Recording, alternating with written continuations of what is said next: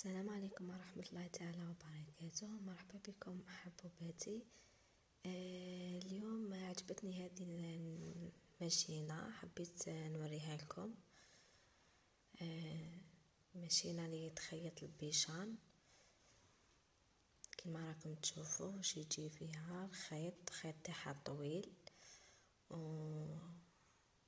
تبلاصيه بلا بريز.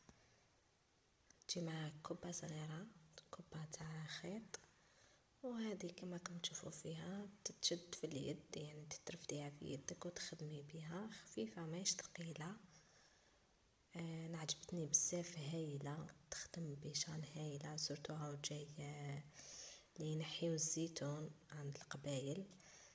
كيما انا خيطت بها شحال من واحد، شحال من باش، تخيط شكاير، تخيط هايله بزاف هايله، تحكميها في يدك وتخيطي بها. طريقه الخياطه ثاني يعني حاجه سهله، تحكميها في يدك وتخيطي بها. ما منا من اللور تركبي في هنا في هاد البلاصه، تركبي الكبه تاع الخيط وتزيريها بهذا الاخر، ها كما راكم تشوفوا، يعني حاجه سهله ماهيش حاجه صعيبه خلاص.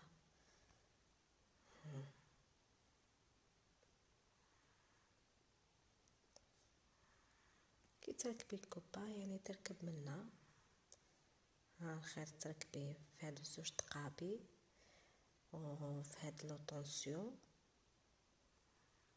ويفوت منا تانيت، وتركبيه هنا في الابره.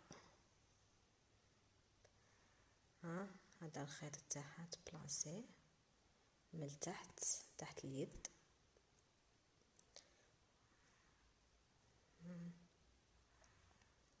وهاد البوطون الحمراء هذه هي اللي تخيطي بها. كي تعبسي عليها تخيط، وكي تنحي يدك تحبس حاجه باينه.